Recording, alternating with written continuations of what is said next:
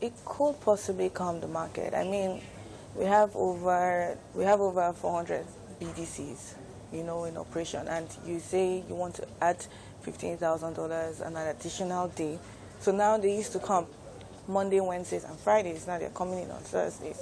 So the possibility that it could calm the market. I mean, even the direction, the act by the central bank to also cause some signal that there is liquidity and wouldn't spook the market.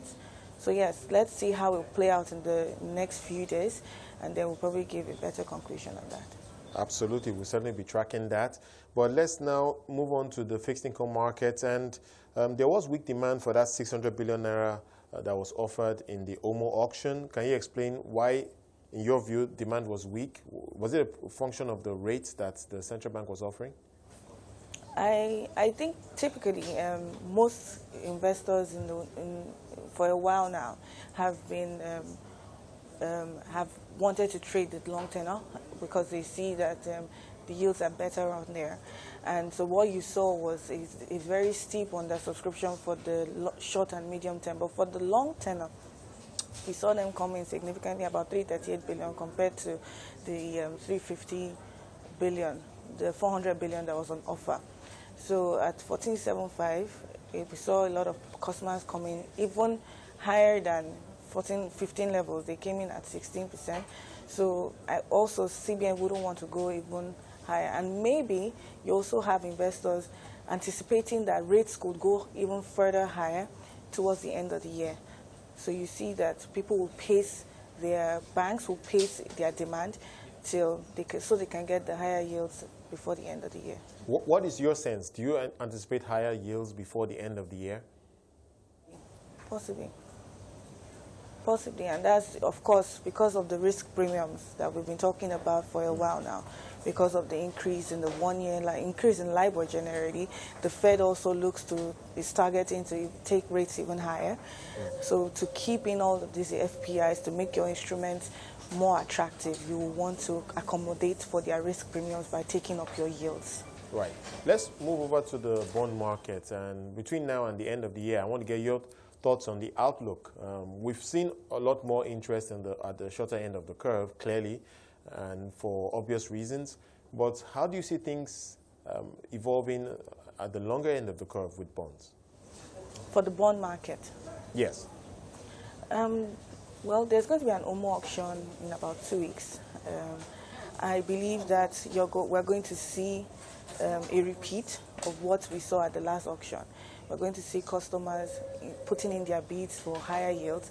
So it will depend now on where the DMO is willing to cut off these rates, considering that this is an additional cost to the government. But as I said earlier, there's also this thought of accommodating risk premiums. And if the last bond auction was poorly undersubscribed, then likelihood is that they'll be forced to raise yields by the next bond auction. So what I see going into the next auction and closing the year is that there certainly will be some uptick on the yields, particularly for that 10-year bond.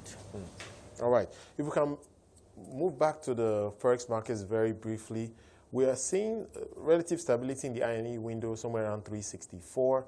Can you just paint the picture for us in terms of the level of supply to that market? We have heard of a significant decline in foreign investor interest. Is that manifesting in the INE window? And if that is the case, would you say it's any better or worse than, say, a month ago? I believe the rates speak for the market, and this is because we've seen turnover, as of yesterday, for instance, at about $500 million.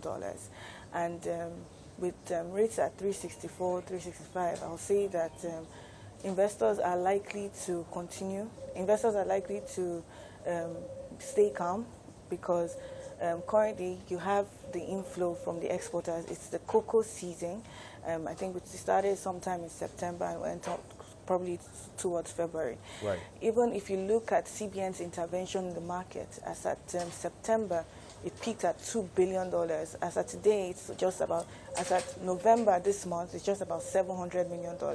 So that also speaks to the repatriation of the hot money in the system, so it's almost cleaning out. If you also look at the reserves, what you would see is that, as I said earlier, from 22nd of November, we started to see the yields, we started to see the volumes on the reserves start to go up. As I yet close of business on the 28th, the reserves were at $41.9 billion. So, I mean, there's no panic in the official system, and that's probably why CBN had to take in that action at the parallel market, so to not send the wrong signal to the public. Okay, for her, we have to end it there. Thank you so much for your insights into the